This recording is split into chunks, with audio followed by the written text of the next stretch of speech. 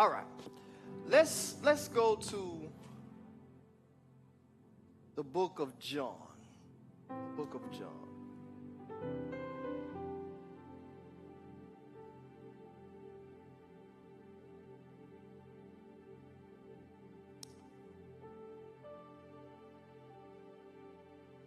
Book of John, chapter 3, verse 1 through 7. John, chapter 3, verses 1 through 7. And it reads as follows. There was a man of the Pharisees named Nicodemus, a ruler of the Jews. The same came to Jesus by night. Somebody say by night. And said unto him, Rabbi, we know that thou art a teacher come from God. For no man can do these miracles that thou doest except God be with him. Jesus answered and said unto him, Verily, verily, I say unto thee, except a man be born again, he cannot see the kingdom of God. This ain't how I feel about it. This is what Jesus said. Jesus Christ, our Savior, he said, except a man be born again, he cannot see the kingdom of God. Nicodemus said unto him, how can a man be born again when he is old? Can he enter the second time into his mother's womb and be born? Jesus answered, Verily, verily, I say unto thee, except a man be born of water and of the Spirit, he cannot enter into the kingdom of God. You can't see it. You can't enter it. That which is born of flesh is flesh, and that which is born of spirit is spirit. Marvel not that I say unto thee, ye must be born again. I want to introduce you to a series that will be in all month long, and the name of the series is Necessary Wounds. Necessary Wounds. And our focus for today is wounds of origination. Take your seats. Wounds of origination. Now, birth is the arrival of being. We all agree with that, right? Birth is the arrival of being. It is an event of life of exiting, if you would, the matrix, a.k.a. the womb. So it is an event of life exiting the matrix. The Bible says in a few places, it says, whoever exits the matrix. When he was talking about what he wanted for sacrifice, he says, everything that exits the matrix is mine. Everything that exits the matrix is mine. Now, particularly, he would talk about, he would say, I want the firstborn in particular. He would specify there was the firstborn that he was looking for in particular. But he says everything, when he was talking about the livestock, and he says everything that exits the matrix is mine. So life is, or birth is rather, the arrival of being, and it is the event of exiting the womb. That makes sense to everybody? Birth represents a few things, but I want to focus on a few things. Birth represents a time of discovery and contemplation. Are you with me so far? It represents a time of discovery and cooperation, because what's happening is at birth is that we discover. I know now that you got the sonograms, you can see what you're having before it even come out. So we a little bit spoiled in this dispensation, because now we want to find out what we're having before it even comes out. I can go a whole route with that, but I'm not going to. But we want to see before it comes out. So now we go see, but still, even though as good as it is, and I seen one that was so scary, I felt like I was cheating because I saw his face. I was like, man, that sonogram, they didn't tell us success, but it was like, the sonogram was so good, I'm like, that's how that baby gonna look. You hear me? The 3D imaging, that's like, that baby going to look just like that. You hear me? Boy, he got a peanut head just like his daddy. And so we saw that we see now what's going to happen. And so, but at birth, that's the sonogram, but at birth, we actually discover what the child is going to look like. If we kept it a secret, we now discover what gender the child is going to be. Me and my wife decided to do it old-fashioned. We said we don't want to know until the baby come out. She thought a girl. I was like, Jesus, give me a boy. He heard my prayer. But at birth, we made a discovery of what we actually have, what he looks like, what the child looks like. Now we know what we're dealing with. So it's a time of discovery, but it's also a time of cooperation, because now that baby has got to start doing things on his own right off the bat. It's got to breathe on its own, right? It's got to eat on its own. It's got to do a whole lot of stuff very, very quickly, right? So it's cooperation, though, because the baby doesn't know. The baby knows it needs to eat, but it doesn't quite understand how to feed itself except to latch on to something. Does that make sense? So all the baby knows how to do is to latch, but you got to provide something for it to latch to. Does that make sense? So it's cooperation. Say it's discovery and cooperation. So from when that baby comes up, it's time to raise that child. Am I right about it? So it also engages development, because very early on, and until that child moves out of your house, and some of y'all are close to it, like, come on, Jesus. Come on, get out of the house. But until that time, you're spending all this time with this child, developing the child, but particularly in the early stages, right? You're carrying the child everywhere the child goes, because the child can't walk. You're talking to them. You make sure that they're fed. You make sure that they're clean. You make sure that they're changed. You make sure that you console them, that you love on them, right? So you're going through all this stage. You engage the development of the child. You cultivate the child, if you would. Now take note, pregnancy, because we were talking about birth. So birth is discovery and cooperation, development, if you would. But pregnancy is a term of systematic reliance. Hear me by the Spirit. Because it's a term of systematic reliance. That child is completely reliant upon this environment. Everything that's going on in that placenta, everything that's going on in there, the child is dependent on that atmosphere to cultivate it, to keep it growing until it's time for birth. Does that make sense? So it's dependent systematically on the environment. And so it's a term of systematic reliance and environment dependency. Environment dependency, the conditions. What's going on in there? That makes sense to everybody? Now, I wonder, was Nicodemus systematically reliant upon Pharisaical doctrine? Because the first verse says that there was a man of the Pharisees. So the environment that he was around was Pharisaical. So I wonder, was he reliant systematically on Pharisaical doctrine? John 7:29 says this, but the Pharisees and lawyers rejected the counsel of God against themselves, being not baptized of him. Oh, come on, I hope you're listening.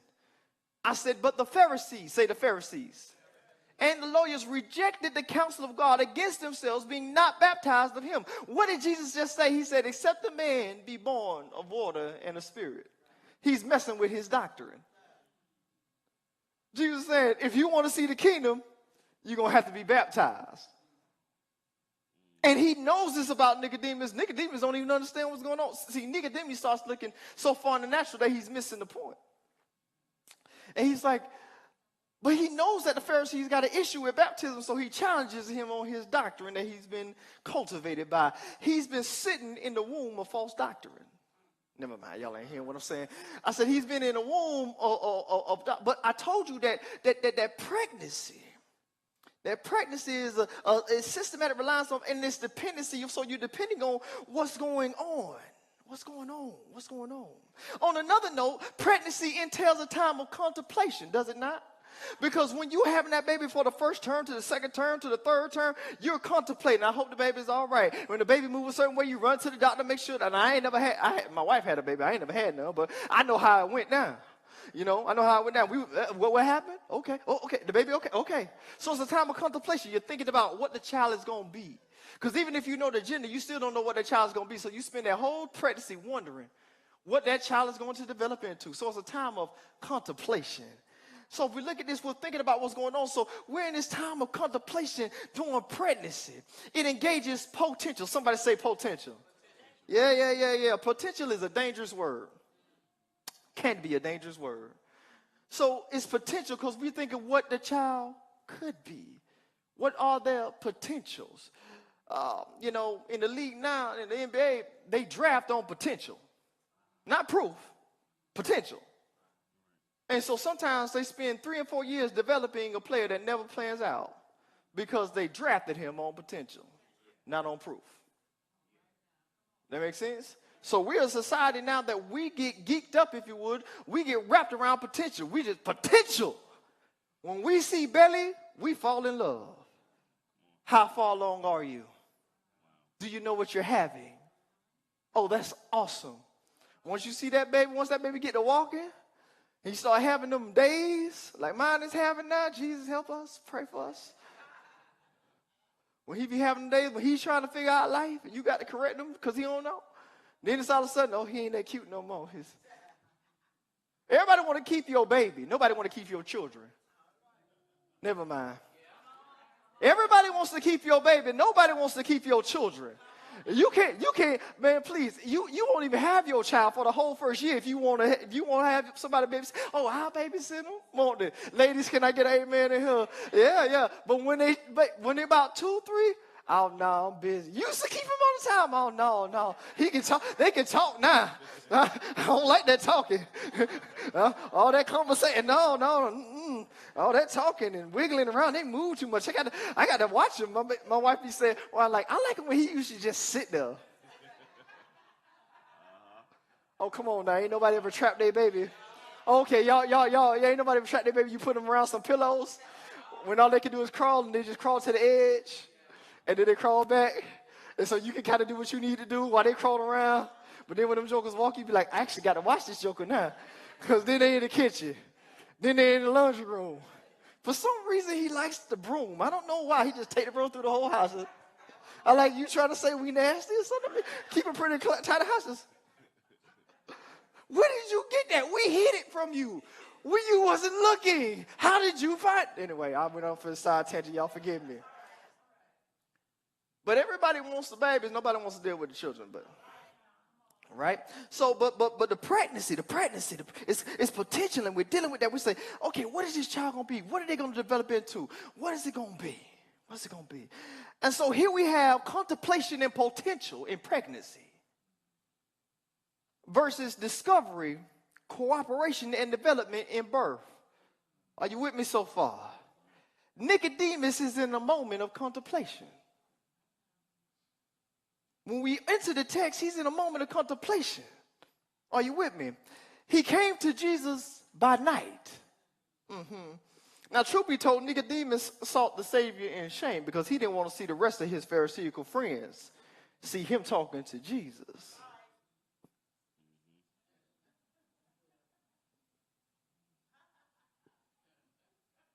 Hey, Jesus, how are you doing, Nicodemus? Shh. They gonna hear you. Right? So he saw them in shame, and he's seeking them in darkness. Say he saw them in darkness. He saw them in darkness because he's Pharisaical in his understanding.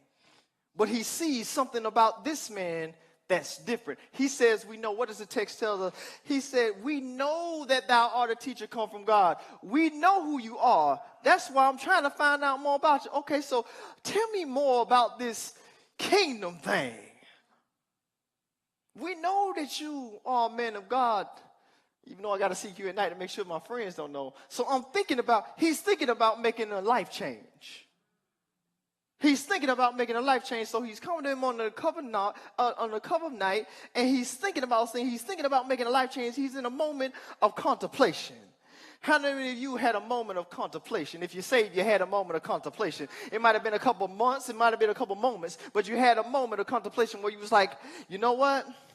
I need to try this Jesus. I need to try this salvation thing. I done tried. Some of us came from that testimony. I done tried everything else. I might as well try this. And then some of us like, this just sound right. Let me go ahead and make this decision. So you have to contemplate before you make a decision. That makes sense?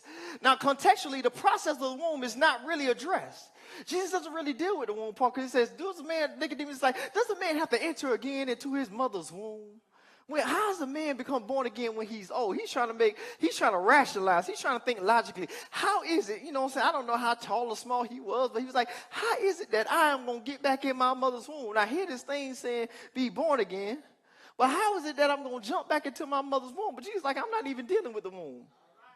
I'm dealing with the birth. Man, it's about to get, I'm not dealing with the womb. I'm dealing with the birth. Say, he's not dealing with the womb. He's dealing with the birth. It's not the matrix.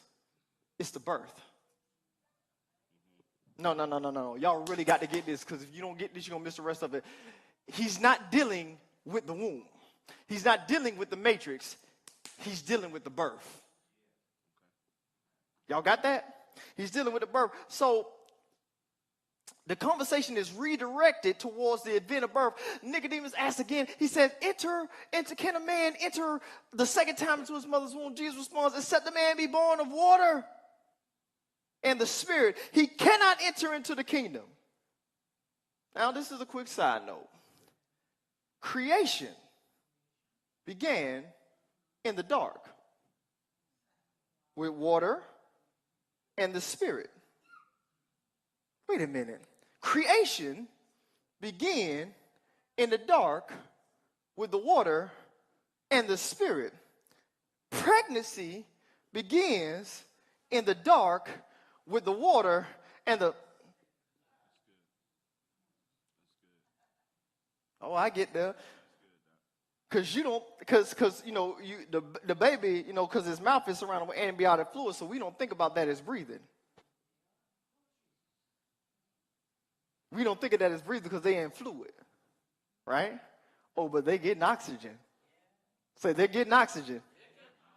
Okay. They getting oxygen. Now, somebody say at birth. Now, at birth, a certain attachment remains during the gestational period. It is a conduit by which oxygen and nutrients are supplied. Y'all with me so far? And waste is exported, literally. You see what I'm saying? So again, oxygen, nutrients are supplied, and waste is exported. Now, they happen through different veins and arteries, but it's still attached to this one thing. For the fetus, the umbilical cord is a literal lifeline. Y'all with me so far? So for the fetus, say for the fetus, the cord, I ain't going to try to get y'all to say umbilical at the same time because y'all going to be on different cadences. Say the cord. Say the cord is a lifeline for the fetus. Say the cord is a lifeline for the fetus.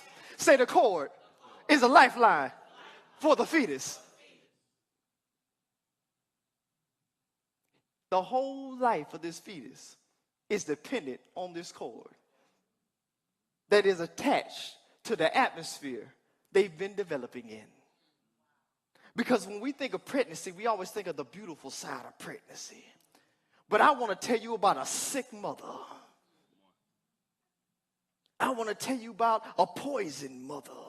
I want to tell you about an addicted mother who's got conditions and illnesses and circumstances, but it's a baby in her womb. The mother I want to talk to you about is Mother Earth. Wow. Mother Earth is sick. Wow. She's dying. She's addicted. She's got conditions and she's got issues. And as long as you are in that womb, you will develop, you will grow, you will breathe, you will be fed, you will be able to get rid of waste, but you'll still be in that environment.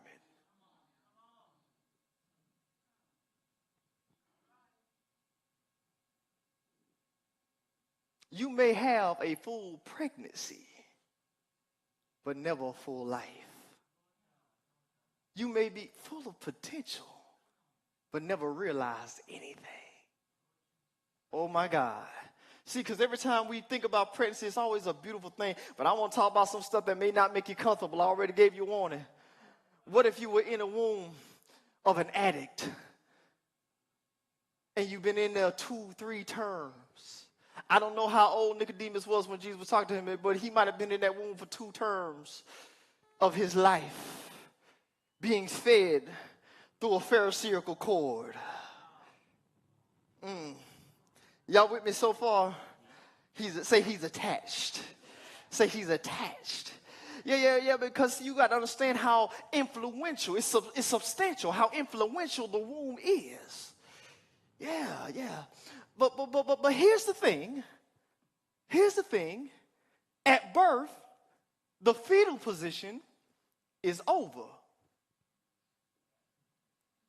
I'm going to say that one more time because y'all really need to get this. I said at birth, the fetal position is, you can never actually be in a fetal position again. You can only reenact it.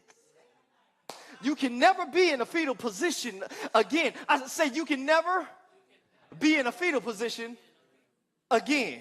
You can't get back into your mother's womb, so you'll never actually be in the fetal position. But every time you see somebody mocking the fetal position, they're only reenacting where they were. Never mind, they're reenacting where they, but you can't be in that actual position again. Say the fetal position is over. Yeah. Follow me here. At birth, the umbilical cord is yet tethered to the collapsed station of prior potential. I'm talking about at birth. The fetus is now saying, I'm being born.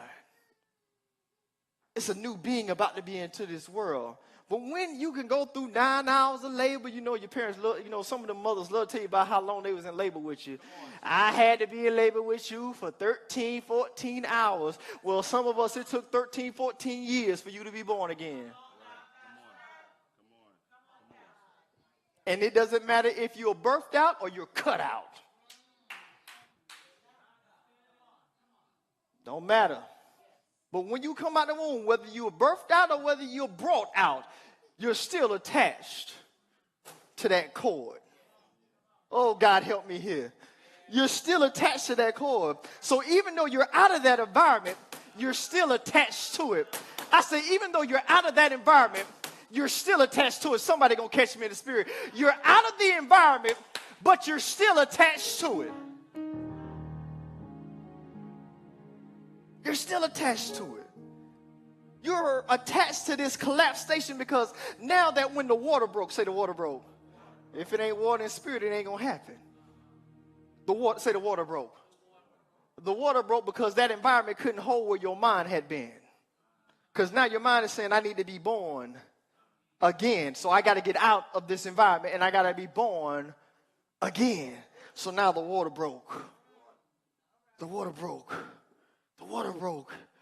And here I am outside of this environment. I'm in a whole new world. And I'm trying to figure out where I am. And I'm crying because I'm saying, I'm hungry. Why is it that the baby comes out hungry? God help me here. I said the baby comes out hungry.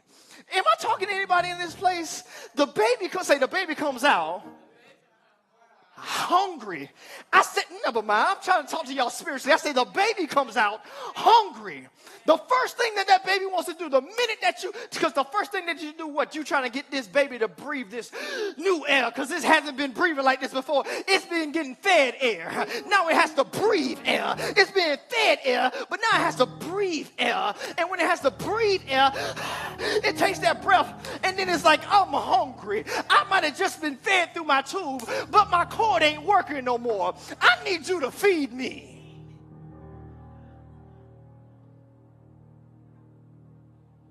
Now, again, I don't want you to think about the beauty of pregnancy when you hand the mother back to the child.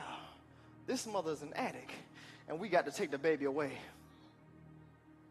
This mother is sick, and sin sick, and we've got to take the baby away. So we're not giving the baby back to the mother. we're giving the baby to the father. See, that'll mess our whole culture up. That'll mess our whole culture up. You say, no, give the baby back to give the baby to his father.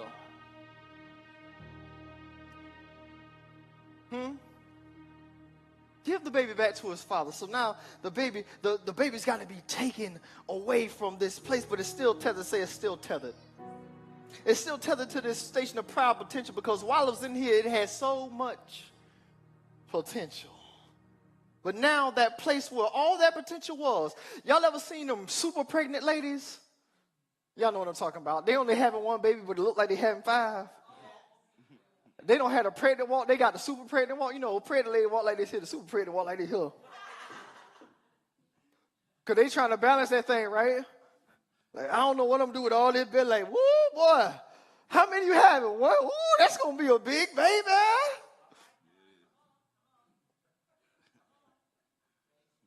But check this out. Sometimes the belly is big and the baby small. Anyway.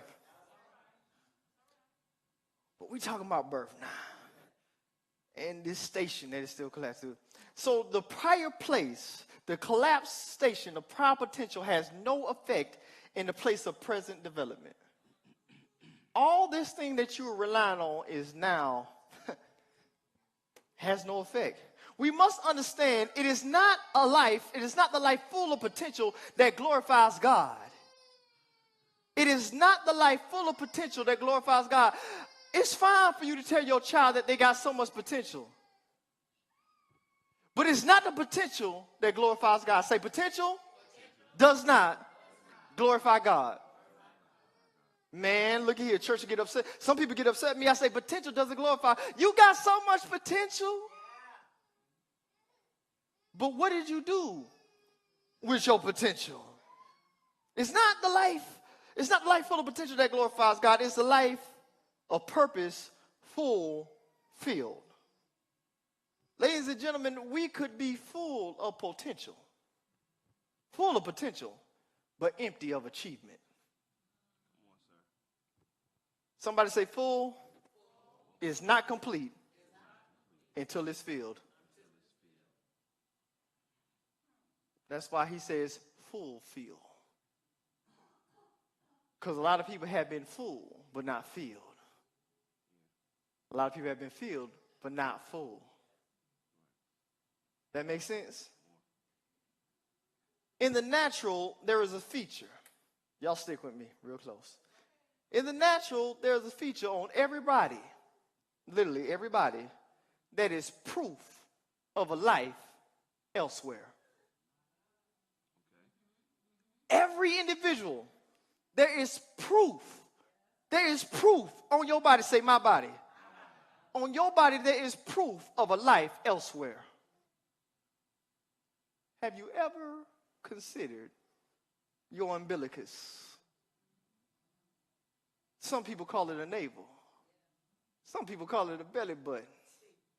But have you ever thought about your umbilicus? The fact that that is proof that you had a life elsewhere. You haven't lived that life since you've been there. Oh, y'all got to hear me by the Spirit. I said, you haven't lived that life since you were in there. It didn't matter what womb they snatched you from. Once you came out of that womb, you haven't been back since, and you'll never be back again. Can somebody really receive that? That's where I came from, but I'm never going back there again. Now, from a physical standpoint, it's physically impossible. But here I'm trying to tell you this morning that it's spiritually possible that when I leave one environment, though I was completely dependent upon it for a great many years, that I don't have to be dependent upon it anymore. It used to give me air. It used to give me nutrients. It fed me everything I need. It even let me get rid of some kind of waste. But I don't need that place anymore.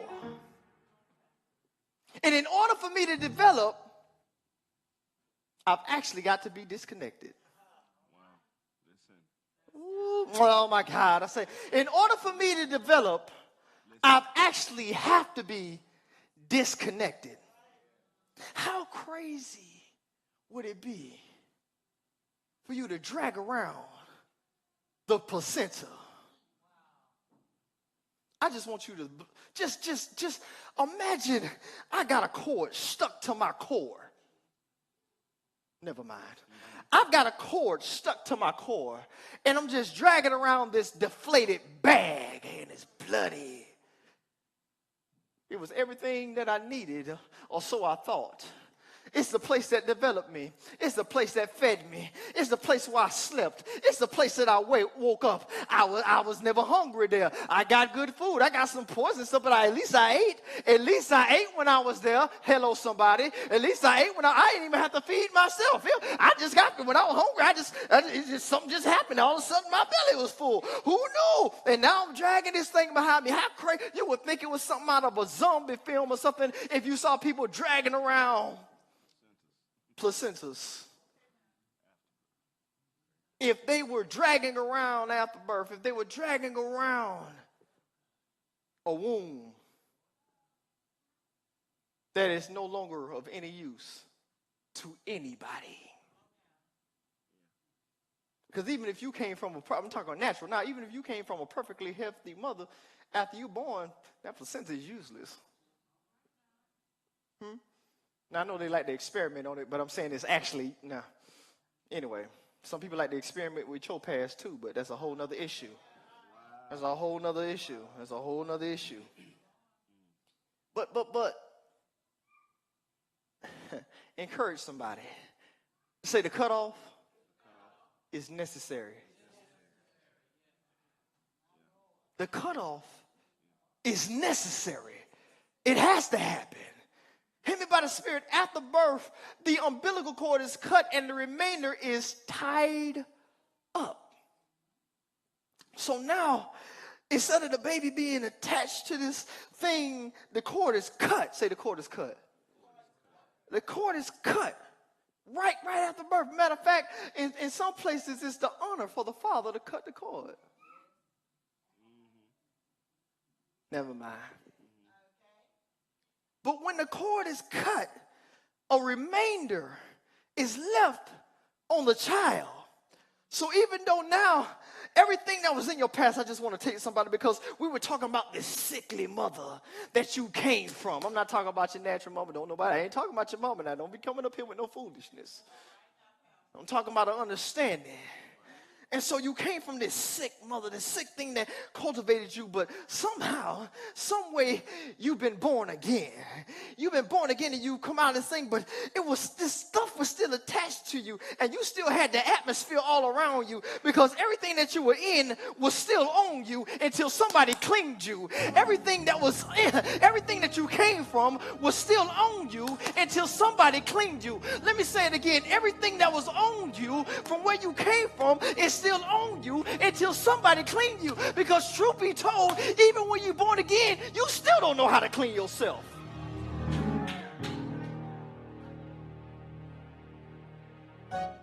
So they pull you out of that bloody mess. But you were living there.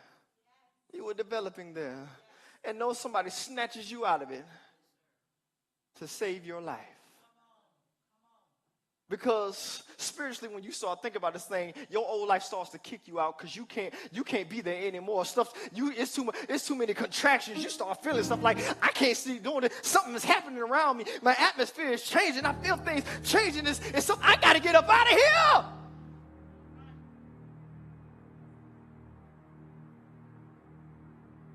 Somebody has to clean you. But first they take you out of bloody mess. And then cut the cord. And you have a stub left of what used to be your life. Somebody hit me by the Spirit. I say there's a stub left of what used to be your entire life. You had to be disconnected from your entire life. And even though that's been cut off from you, there's still a stub left. But even in the natural, they tie it off. And here's the thing about the natural. Even in the natural, when they tie the cord up, it falls off naturally by itself. I wish some people who were born in the spirit would stop looking at their old life and realize that that stub is going to fall off supernaturally. You ain't got to touch it. You ain't got to mingle with it. You ain't got to worry what's going to happen to it. It's just going to fall off. Say, it's just going to fall off.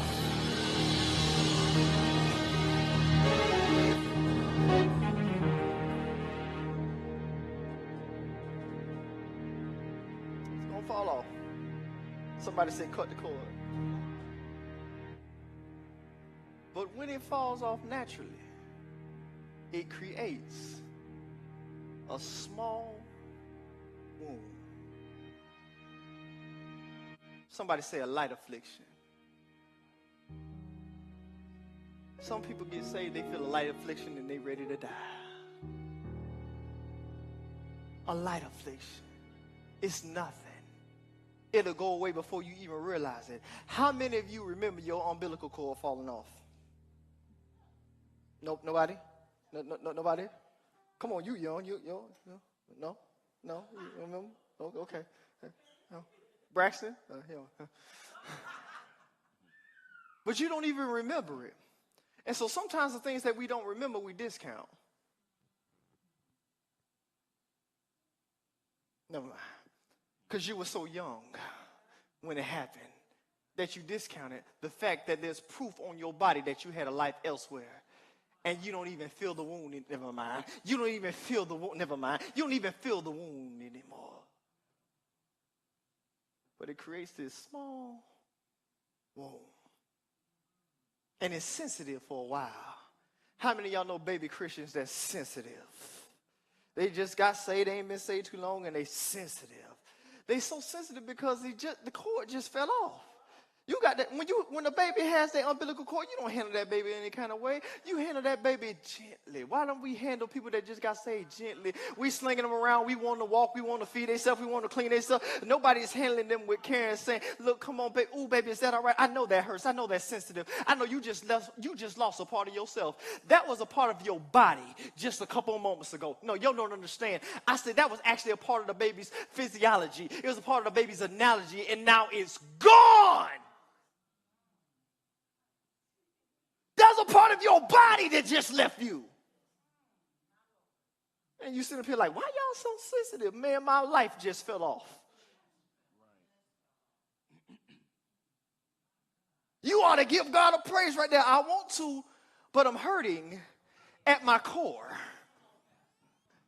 But it's just a small wound. You saying that now because you don't even remember how it felt. It's been, you so mature, and it's been so long for you that you don't even remember how sensitive it was. Every time you got near, the baby would flinch, didn't it? Why? Because that hurts. The baby don't understand much, but it understands that it's hungry, and it understands when it hurts. I said that one more time. The baby don't understand much, but it understands hunger, and it understands hurt.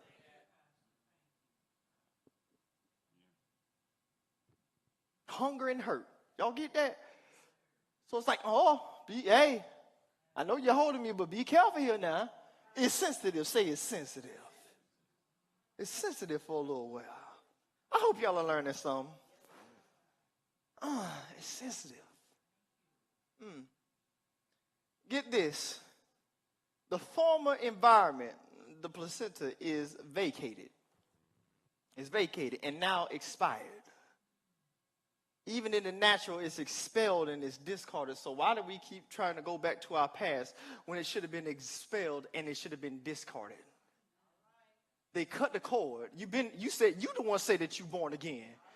If you born again, then the cord should have been, never mind. If you born again, the cord should have been cut.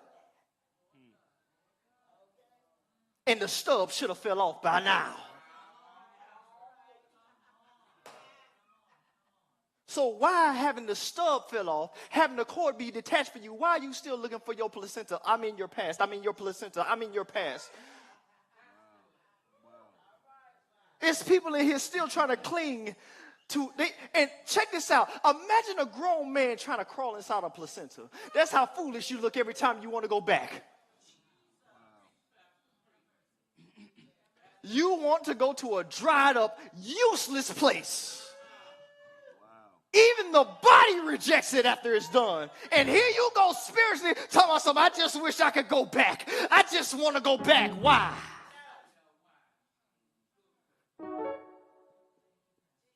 So now because you know you can't go back, you spend all your time in the fetal position. But remember, you can't actually go back. You can only enact it. How many nights have you been in the fetal position? Crying for somebody to hold you because you can't release your past. You're looking for a cord that can do nothing for you. You're looking for a stub that fell off long ago. I know it used to feed you. I know it gave you breath. That was life to me. Huh? I know you, like, I got rid of some bad stuff when I was in that life. I did. Some of us gave up habits before we ever got saved. Yeah. The baby gets rid of waste before it's born.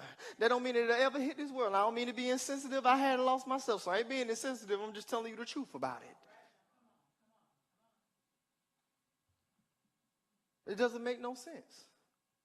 Receive this. Birth reckons that the cord has been cut off. Birth reckons that the cord has been cut off. Furthermore, birth renders the cord irrelevant. Everything that came from your life prior to this rebirth is irrelevant. It's not connected to you. It's not tied to you. It fell off supernaturally. And when it fell off supernaturally, you had a small light affliction. Say light affliction. Because, be honest, when some of us left our old life, we felt some kind of way about it. You knew you couldn't go back, but you felt some way about it because some of us have been cut off. When we got cut from that cord, we had to leave some friends behind in that womb. Never mind. I had to leave some situations back in that place. Huh? Some occupations, some habits I had, and everything that I released wasn't easy for me to release. We love to say that when we got saved, oh, my hands were new, my feet were new. No, actually, you the same being that was inside that womb, you just in this life now. Never mind, you're the same being that came out of that womb. It's just that you breathe this air now. I said you're the same being that came out of that womb. It's just that you breathe this air now. I'm not talking about the air inside this building. I'm talking about Ruach. Say, I got to breathe different on this side of life. Yeah. Say, my second wind. Yeah. It's irrelevant. Now at birth, the newborn has to breathe, feed, and proceed differently. How much stuff a child has to learn? It's got to breathe different. It's never breathed through it. It's never breathed air through his nose and out of his mouth. It's never done that before. It's got to do that now. It's never been fed through his mouth before because all the food came in at the core. It came directly in. But now we got to learn how to eat and feed different. And then we got to proceed different because there was a time in my life where I just sat there. Come on here, help me somebody. Because there were people that sat in darkness. Never mind. Somebody say, let there be light. Yeah. There was some people that sat in darkness. Man. So there was a time in your life where you just sat in darkness. You lived in darkness. You ate in darkness. Huh? You had relationships in darkness. But then there was this light. And there was something that was making you move. We'll call them contractions. And you had to start making a contemplation. I can't be here no more feeling this. I got to get out. I got to get out. And when I make that decision to get out, I've been born again, and this cord's got to go.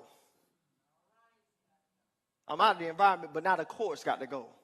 See, the environment pushed me out. Now, y'all ain't hearing me. I said the environment pushed me out. But to be disconnected, I've got to cut it off. So this is why you can't go back to your past, because anytime you're trying to go back to your past for real with your sanctified self, everybody rejects you. And come on, can I get a witness? Anybody? You try to go back to them, some people, they don't want to hang around. They're rejecting you. They're rejecting you. So guess what? The cutoff is necessary. I'm sorry, I got to cut you off. I got to cut, because every time I'm rejected every time I come around there in the first place. So why I keep trying to go back to this deflated place? You sitting up here trying to get healing over rejection of a wound that you've been discarded from. Never mind, let me say that one more time. You're trying to get healing over rejection of a wound you've been discarded from.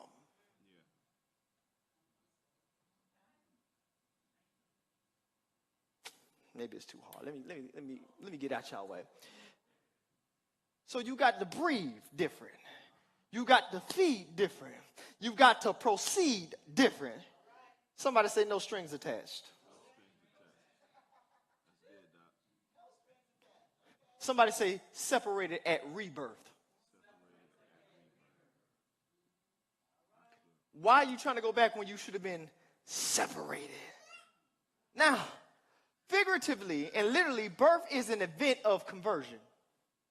Figuratively and literally, birth is an event of conversion. The baby is converting from breathing that way to this way, eating that way to this. It's literally, figuratively, spiritually, however you look at it. It's a moment. It's an event of conversion. How much more is rebirth? If natural birth converts your entire life, you are living an entirely different way. Huh? Now, here's the thing about it. If you have a good long life, and you even go through a full-term pregnancy, you were only a fetus for 9 months. I just want to give you a little natural and then give you a little spiritual, right? So you only in the natural. Naturally, you was only 9 months, even if you did a full term, right? But then say you lived to be 100 years old. You just spent 100 years reborn. So imagine, since you've been born again, how long you going to live this time? Outside of that womb. Oh, never mind. Never mind. Now, let me keep going. So, birth is an event of conversion. Marvel not that I say unto thee, ye must be born again. Must means there is a requirement without exception. There is a requirement without exception. Say, you must be born again. It's necessary. Natural birth is the product. So take heed to this. Listen, that natural birth is a product of conception, right? Rebirth is a product of decision. Natural birth or conception, you ain't have nothing to do with your conception. You understand me? It ain't had nothing to do with your conception. That was somebody else's decision. And if y'all hear me medically, you made it. You was fighting with a whole bunch of people to get here. You was fighting with a whole bunch of potential to get in that womb. Y'all ain't hearing me. You was fighting with a whole bunch of potential just to get to the womb. But now you done made it, right? But it's necessary. Natural birth is a product of conception. Rebirth is a product of decision. So in order to be born again, you have to make a decision. I told you it's very simple, really, when you come down to it. You got to make a decision. Nicodemus is in a moment of decision. He's in a moment of contemplation, rather, where he has the opportunity to make a decision. If there were if there was unsaved folks listening or hearing or saved folks, I need you to understand that this being born again is all about a decision that you have to make. A decision that says that I must be born again. I can't enter into my mother's womb, and I don't need to go back to my past. Because he's not talking about pregnancy. He's talking about birth. So what happens at birth? I come out of an environment still attached to it. And some of us, to be true, we hadn't let him cut the cord. Never mind. Because remember, now we're not in a situation where you just do it because of part of procedure naturally. Now we're in decision. So you made a decision to be born again. So I'm not challenging your rebirth. What I'm asking you, have you cut the cord? Are you scared of the womb? Are you scared that if you cut off your placenta that you can't go back? You can't go back now. It'll reject. You can't. Say, that place can't fit me.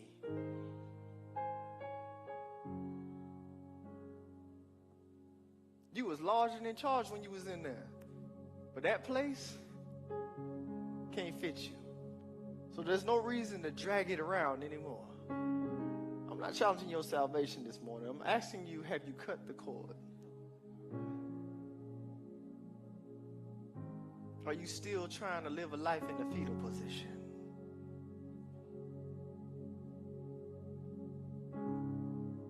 Cut the cord, and the rest will fall off. I say cut the cord, and the rest will fall off. Then I say cut the cord, and the rest will fall off. See, you so worried about cutting the cord that you don't realize that the rest of it will do it by itself. But somebody's got to cut that cord.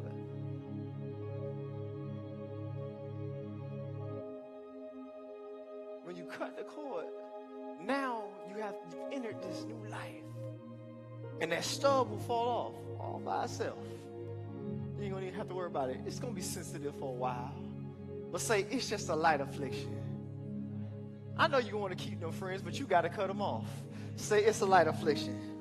I know you still want to be in that place that God told you to move away from a long time ago, but you got to cut it off. Say, it's a light affliction. I know you still want to watch those things that you know you shouldn't be watching, go to those places you still shouldn't be going, but say, I got to cut it off. It's going to be sensitive for a while, but it's just a light affliction. It's going to feel like it's going to hurt you to your core. You know why? Because that's where it came from. When it was, man, that's where it came from. That's what was attached. Man, that's what was attached to you. I hope y'all are getting something out of this.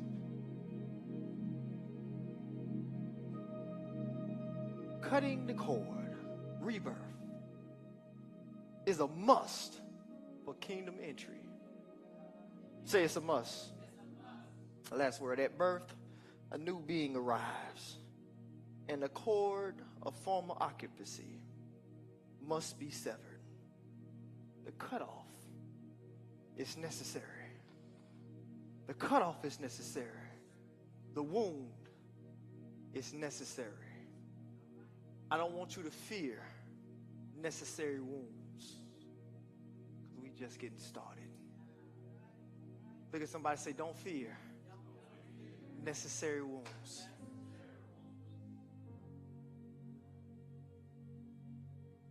Look at somebody, say, cut it off. Cut it off.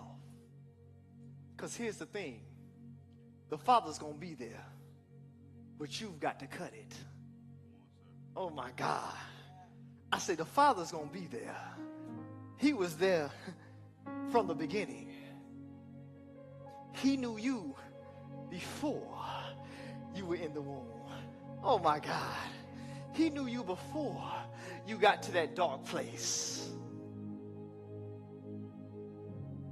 And he's here now on this side of life saying, cut the cord and the rest will fall off naturally. And after a while, you won't even feel it. Now, here's the final warning. I know it's been a long time. And I know it's been cut off. And now the wound is healed. And so you'll remember it, your thought pattern, your memory of the wound isn't even there because you hadn't even considered it really. You didn't even know that that was the evidence, or you just didn't think about that was evidence of a life elsewhere. So here's the mistake that we make being reborn. We start sensualizing our wounds because it's sexy to show your belly button.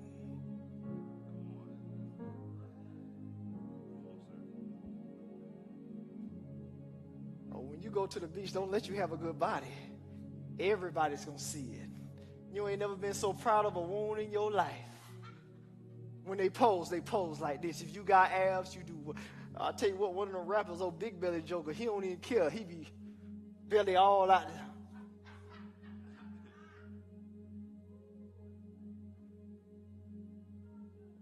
You're not even ashamed of the wound. Most wounds, if you can, you hide them. Oh, come on now. Most wounds, you hide them. You put mascara on them. You make a, if it's a scar, what do? You put something over it. You cover it. If it's on your body, you're going to make sure your sleeves covered, something covered, right? Unless it's just something, what? But you cut, no, this one right here. We show that joker off. It's sexy. Right? You pierce it. You re-injure the wound. And now you put jewelry on it. Now you draw people's attention to the wound. The wound is sexy now. It was sensitive before. Now it's sexy. In our culture, it's accepted for you to show it. Some cultures, it's not acceptable. Now receive this spiritually. Hear me by the Spirit. Kingdom culture, you ain't got to show it. We know you got it. Never mind. Let me say it one more time. I say, you ain't got to show it. We know you got it. We're going to see it for a time while we have to clean you, while we have to change you. But after a while, you're going to learn to cover that joker up and say, I know I had a wound. And I know I had life elsewhere.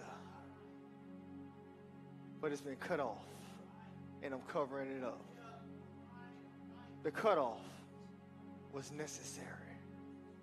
And some of the, Jesus help me. Most of the places that you've been cut must be covered. Not all of them, because I'm going to tell you about some ones that you got to leave out in the open too. But most of the places you've been cut, you've got to cover after they've healed. After they've healed. Cut the cord. The wound is necessary. Give God praise all over this place.